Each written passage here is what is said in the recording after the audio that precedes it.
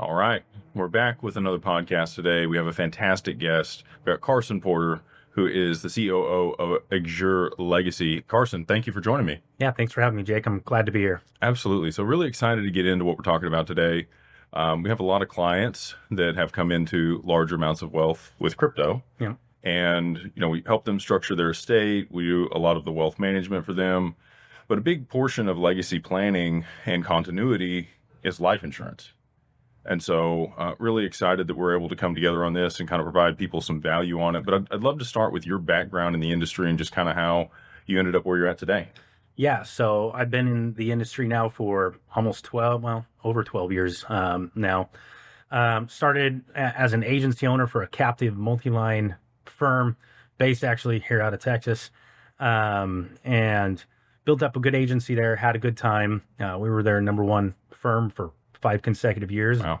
Ended up leaving and starting my own brokerage, and then we moved into what's called FMOs and IMOs and launched training programs. So our current platform, we've got about 6,000 agents across the U.S. and Canada, primarily, that we teach and train how to sell more life and more annuities, more ethically, more profitably. I won't give you the whole spiel, but we do that. And then on top of that, I've continued to run my firm and most recently have partnered up with Azure to help bring their game to a whole nother level when it comes to really advanced planning for high net worth and even ultra high net worth individuals. They've got a solid program for Ma and Pa, but now we're pretty excited to be able to bring all those other key pieces for, like you say, the players that are coming into new money. And the thing, you've seen this, old money already has SOPs. They know what to do. They've already got the team. But the folks with new money end up getting, for lack of a better term, screwed out of it. Yeah. Oftentimes by the IRS or their family members or whatever, just because they don't have the team in place. So, yeah, you want good professionals around you. So we work with a lot of Gen 1, like you mentioned, a matriarch or patriarch that's had a large exit in their business and they want to make an allocation to digital assets, or they've come into money in crypto and they're wanting to figure out how they can mitigate taxes and structure things the right way to protect it, right? So that their next gen of their family office continues to be able to benefit from the investments that they made and all the hard work that somebody put in early on. So what do you see most often? We do a lot for term policies. We'll do whole life. Structure things for annuities that allow people some income. But when you get into that more advanced estate planning with an ultra high net worth individual that's come into, we'll just give an example. Well, you know what? It'd probably be better if you give an example. Do you have somebody that you've worked with recently that's, had a large exit in a business that you've helped structure things the right way? Yeah. We've got lots of examples. So many angles. So what's interesting is at the end of the day, at its core, when we start doing life insurance at that level, we're using oftentimes the same product. We're using a lot of the same structure and the same basic principles. We may be able to go in and flip little, different switches in these policies that aren't available or aren't on the market at a smaller level to do some really neat things inside of those, like non-commissionable policies where, your big fee package as a part of the policy isn't eaten up in exorbitant commissions. Agents are still getting paid and taken care of, but at some point we need to, tear that back to maintain the integrity of the plan. So there's all sorts of neat things we can do. A recent exit from some clients. So we actually were working on a very interesting one. They had a large exit, about $20 million.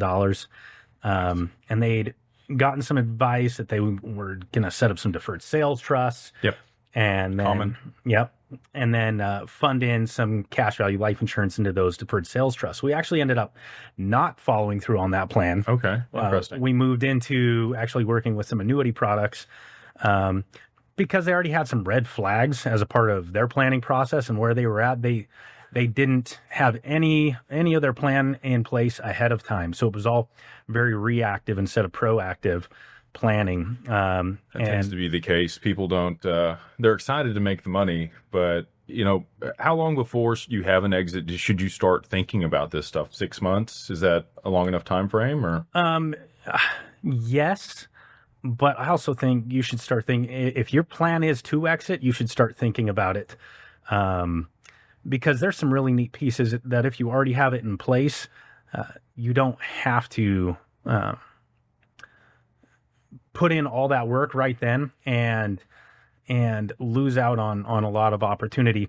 So life insurance policies, annuities, we have convertibility of ownership, right? Right. Your corporation can own the policy. You can own the policy. We can move it into your estate. We can move it into an ILIT, an Irrevocable Life Insurance Trust. So now we can hold it at arm's length and not increase the value of your estate. So you end up paying a whole lot more in estate tax. There's a lot of neat things we can do. And if the policies already exist, it's infinitely easier. So those policies and the utilities we use those policies for, I think that if any business owner or any entrepreneur, or anyone who's planning on coming into money has a hope for or a desire for an exit, they really ought to start putting some pieces in place. And we can find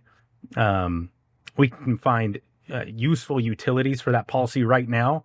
And down the road, we can convert that policy into something else that is more useful at that time. And so, yeah, I think when you're coming up on exit, 6 months is like a minimum for ethical planning. I think the sooner the better. Okay. And all it does is increase how effective we can be with whatever solutions we're bringing to the table. But with that group, the reason we actually moved them out of a cash value life insurance product, we ended up helping them with some other life insurance product in there, some permanent life insurance that doesn't have cash value, has a much lower cost basis.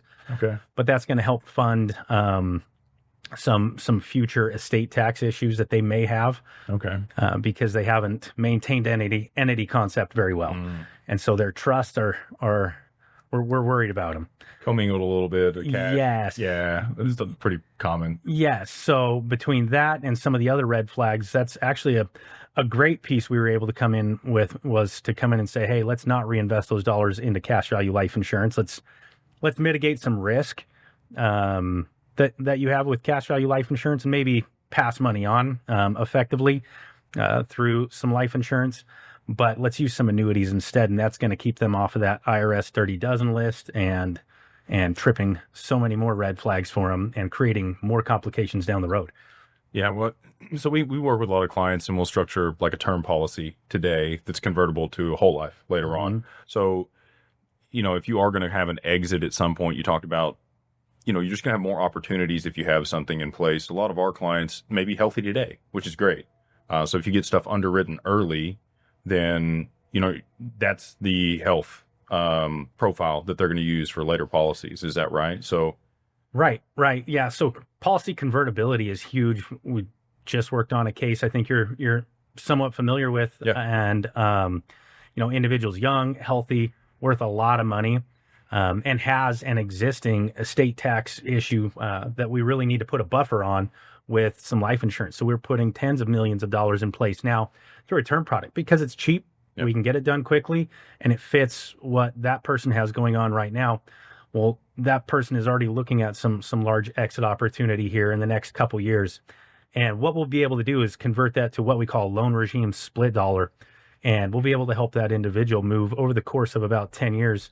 He'll be able to move out 20 to 30 million dollars, closer to $30 million, and service, instead of standard taxes, he'll be able to service his tax obligations at like 4.5 on what we call AFR, annual federal rate, instead of income tax at 37%. Wow.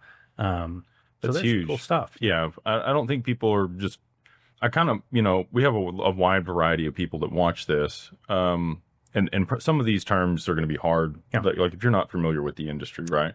So like there's different components of an insurance policy, the owner, the beneficiary, and you can also like trade the ownership to other people. I see people that like sell their life insurance policy. There's a lot of stuff that's around that. Is that ever beneficial? Or would you rather loan against the cash value as it accrues in the policy?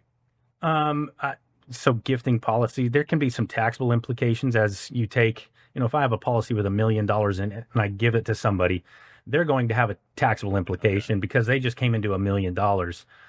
Keep in mind, cash value life insurance is not a qualified plan. Okay. Or it's not a it's not plan. Tax deferred. Yeah. Got it. Yeah. Well, and so it's after tax. There's no real way to hide it. We don't get like a stretch IRA provision or anything like that, which really doesn't exist anymore anyways. But we don't get some of those affordabilities that we get with some other plan types. But there's still a lot of times where it makes sense to convert ownership. Like, for example, that one individual that I was telling you about. Right now, it makes a lot of sense for that person to own their own policy, tens of millions of dollars of life insurance as a term policy.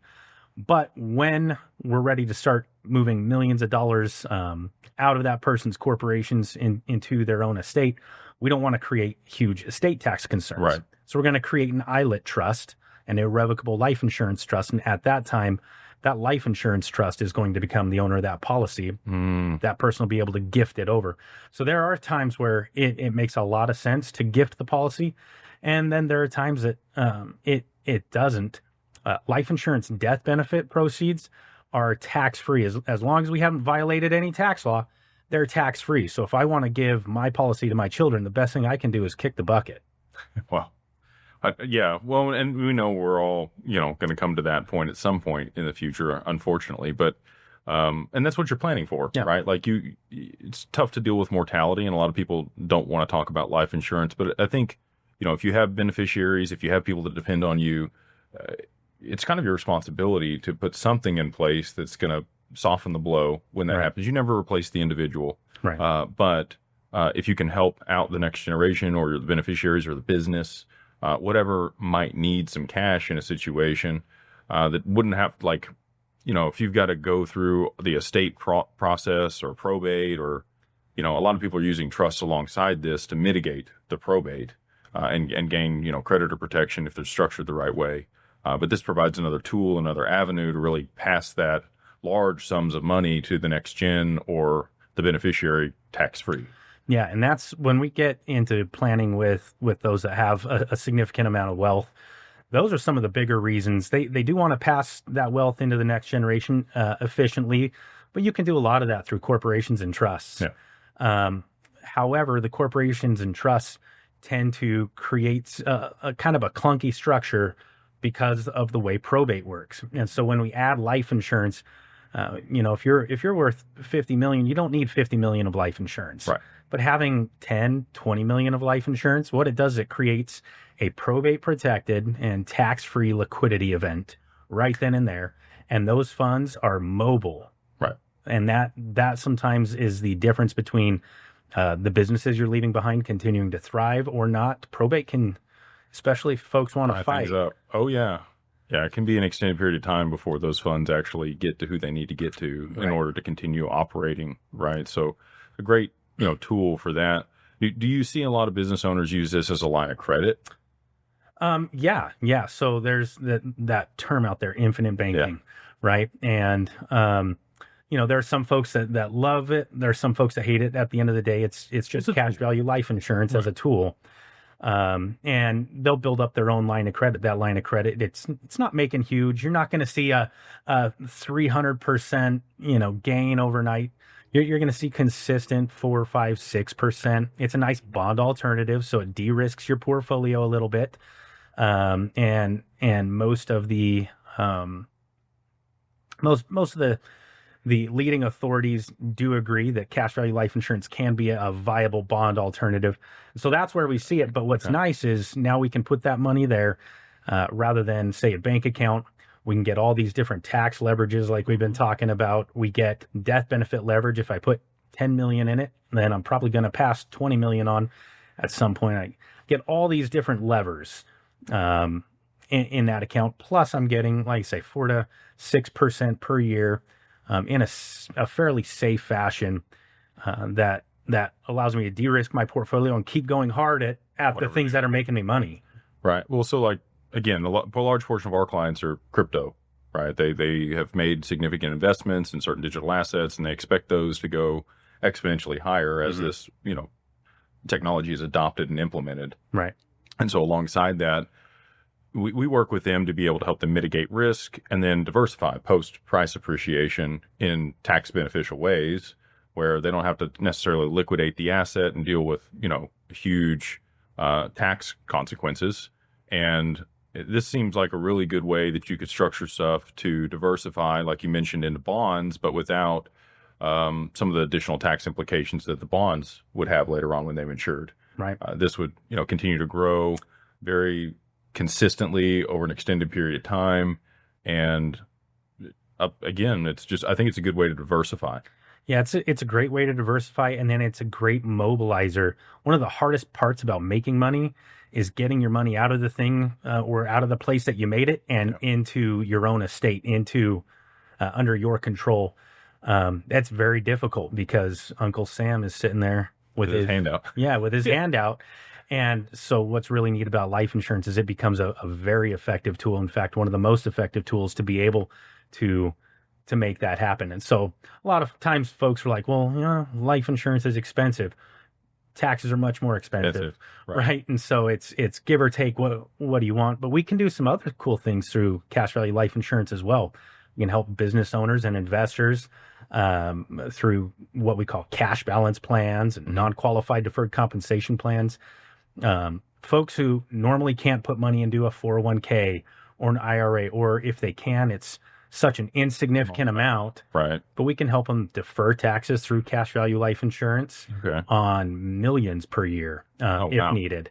So there really is, depending on the circumstances and can the person qualify financially, not necessarily health-wise, but there's almost no limit because it's a non-qualified plan.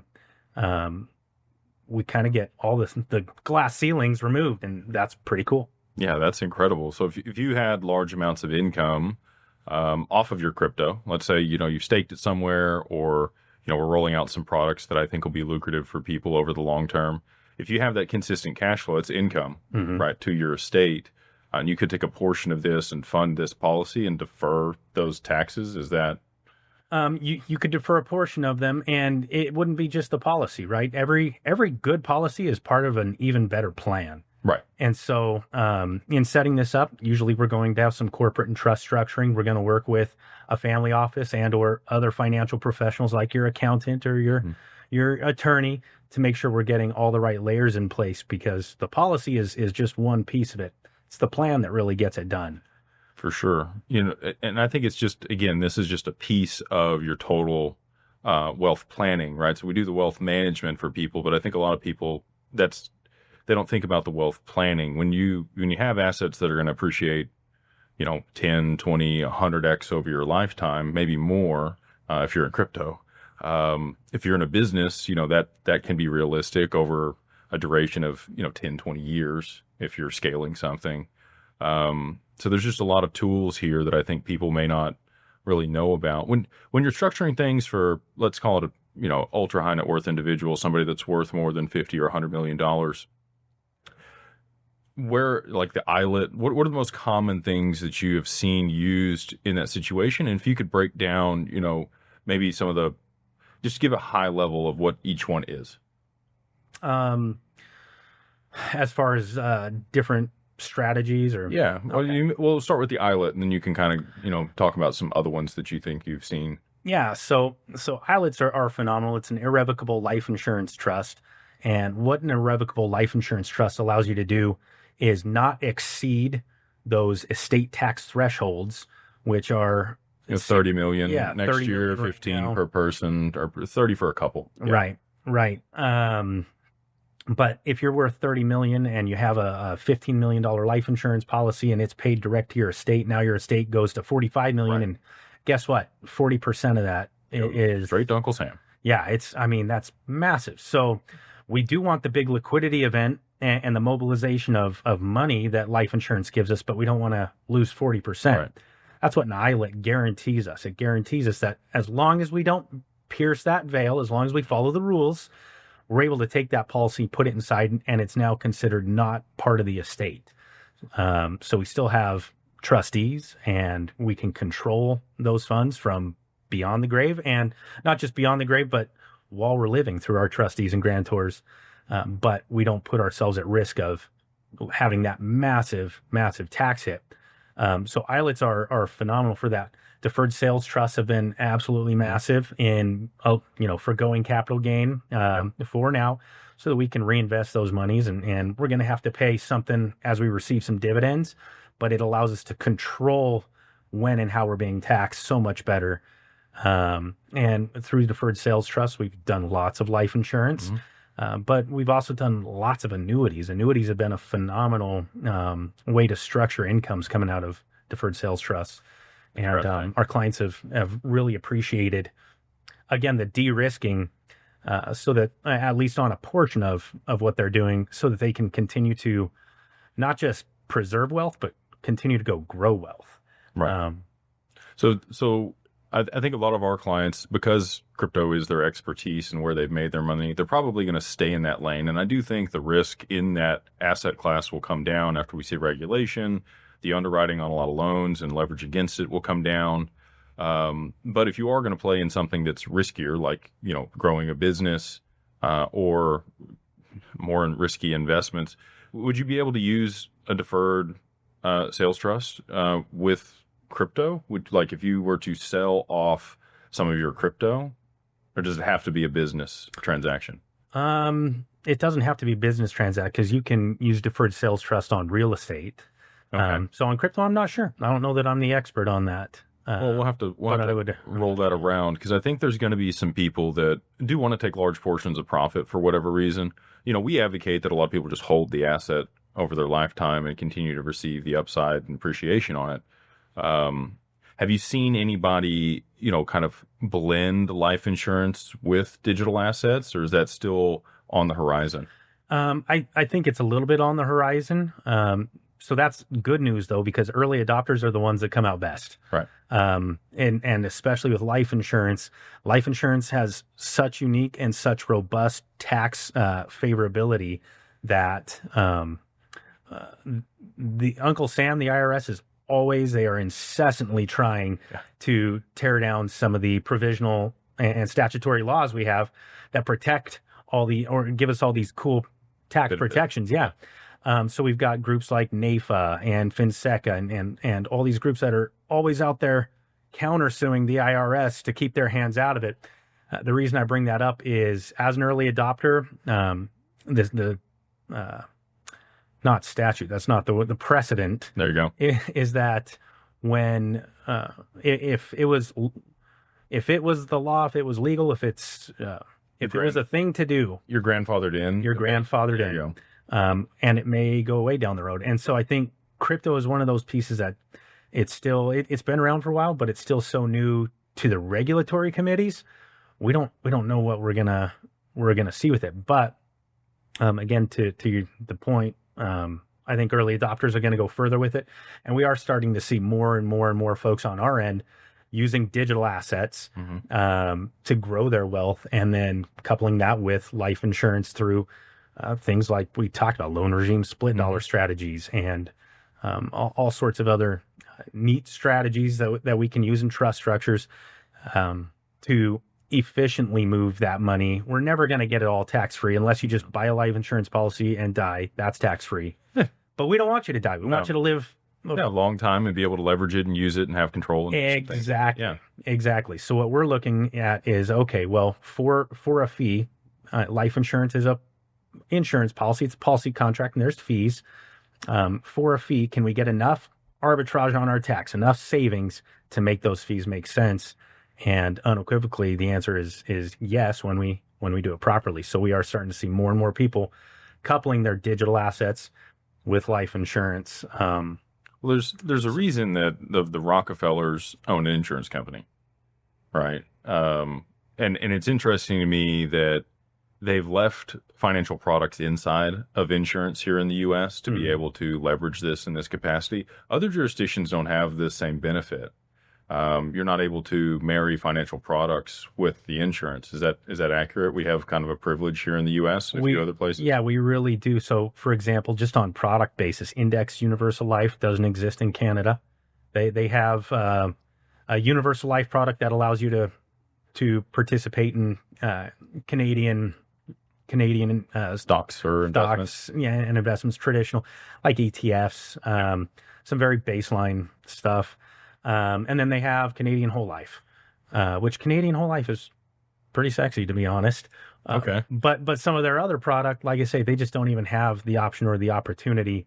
And then we have the option and opportunity to do what's called private placement life insurance, where we can it's a lift. There's a lot of work to do. Yeah. But we can invest in almost anything we want to invest in if we're willing to put in the work, if we've got a effective path to making that profitable for you, the client. Because at that point, you're not paying an insurance company, you are the insurance company. And that's kind of a really neat concept. Yeah, so you kind of are your own bank, right? So we've looked at PPLI. In the U.S. and Canada, unfortunately, you can't invest in a PPLI policy or private placement life insurance in kind.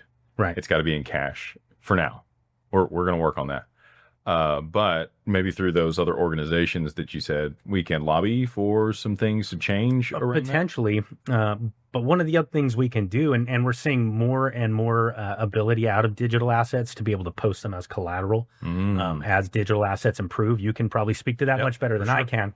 But what's really neat is we have a strategy called premium finance life insurance. So you may not be able to purchase a policy in kind, but you can use your digital assets as collateral, like you would use a traditional brokerage account as collateral, and go get a bank to put the money in a policy for you. And instead of you servicing premium, you just service bank debt until the policy grows enough that you can pull a nice little chunk and pay the bank back.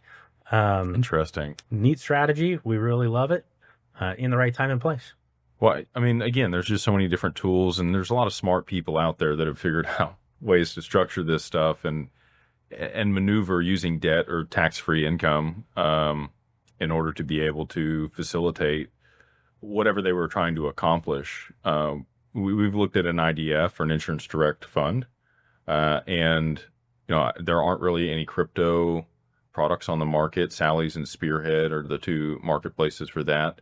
So that may be something that we see in the future. We have seen some people structure things offshore where they are able to move the assets in kind for the digital assets. So for people that watch that are international, you and other people that you're aware of have the capability to help them structure that type of policy? Yeah. There's a little more selective carrier base that's willing to do business out of like the Caymans or Bermuda or other places like Tokyo and Frankfurt and Singapore are big epicenters of opportunity. But so we get a little more limited on our carrier base when we do that, but there's still a lot of opportunity. And again, when the juice is worth the squeeze, we've got all the tools and team to make it happen. So I love that, man. Yeah. So when they're underwriting something and giving you a loan against the cash value of the life insurance policy, obviously crypto would be probably a lower LTV at this point. They probably wouldn't give you as much money on it, and the interest rate would probably be a little higher. Is that accurate? Interest rate is a lesser concern. Interest rates we're usually going to get, and they'll use several calculations. Some banks want to use LIBOR, some want to use Ameribor, plus a bank spread. Some use other factoring systems. But usually on interest, the underlying asset or what we're providing collateral with doesn't have as much impact there. Loan to value is the big one. Okay. And that may or may not make sense. So we did a premium finance deal with a family that we work with. They're worth about $6 billion, and really great family. They're Middle Eastern descent, and trying to passport money between countries can be very difficult, especially when those countries aren't getting along at the moment. So they had a large liquidity concern here in the States. But they had some really large projects they wanted to get on. And so what we were able to do actually was through premium finance life insurance, we were able to get money into cash value policies that they were able to loan themselves back out, and we were able to open up that liquidity. Normally with premium finance, the money in the policy is the collateral or is part of the collateral, so you can't touch it. We were able to get them access to the majority of the funds that were put in the policy by the bank right away, by using non-traditional assets. They were using fine art.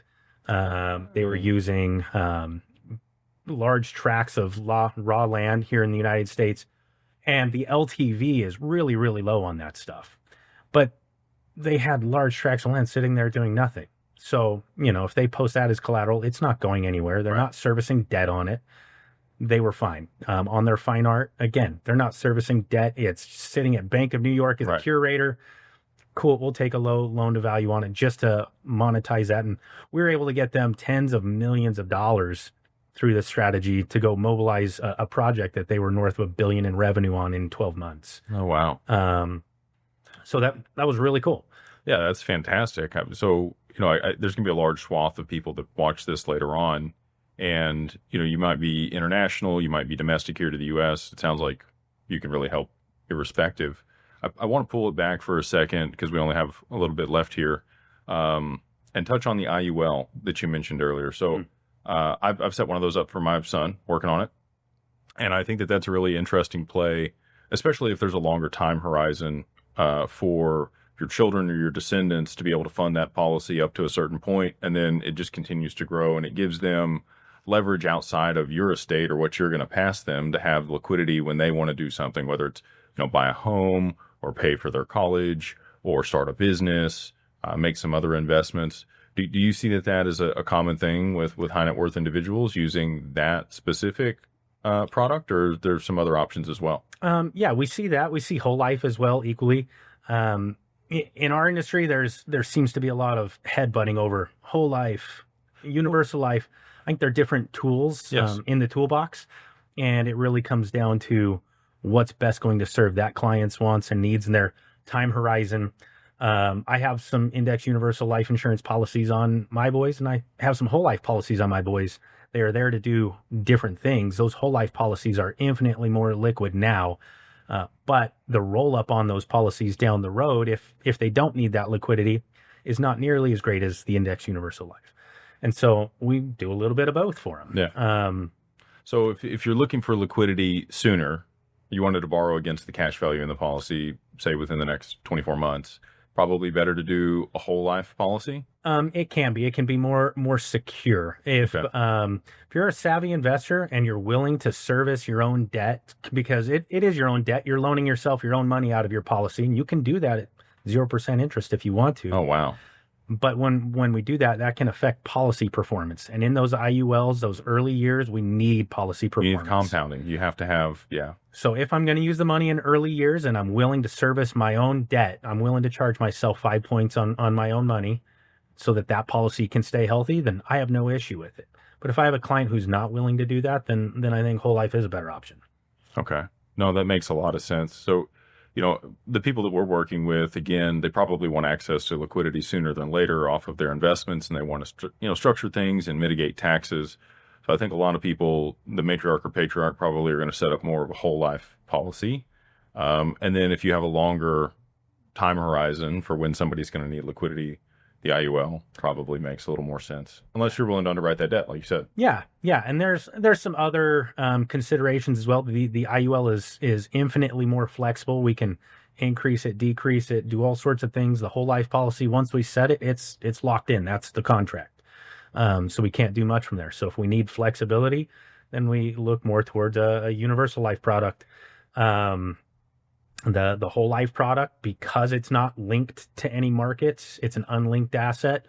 Banks love whole life, and they like universal life as well, but we get more reach because it's a separate asset class. And when you start going to the big banks and asking for big boy and girl money, they really, really like whole life as a separate asset class when they're looking for collateralization, collateral assignments, or even just liquidity in your portfolio. They love whole life. So well, so again, just so many different tools. Well, I'm going to ask you one more question, then we're going to close here. So, just looking out on the horizon here with all the things that are happening in digital assets and AI and all this progressive tech that's coming along, what are you most excited about in life insurance? I'm excited about a few things. I'm excited I feel like the opportunities for us to, well, I told you this earlier, insurance is not sexy. It can be. Nobody wakes up in the dead of night and is like, oh man, insurance, right? But there are portions to it that are sexy, and with the progression of digital assets, I feel like insurance has a natural place in de-risking if needed, in putting preservation levers on an estate, and then bringing more effective tax outcomes to people who make money faster than they can figure out how to be smart with that money. Right. Because if we don't have life insurance, then like I say, all we have is corporate and trust structure, and that can get clunky and time consuming and expensive. You can spend a lot of money on just that when we can pair that with life insurance and have a more effective and a more immediate and a more liquid outcome. So I'm excited for all that. And then I would really love to see, I'm just going to throw it out there, I would love to see digital asset investments directly inside of life insurance policies on a consumer grade level, at market level. That would be pretty stinking cool. I think it's coming. Yeah.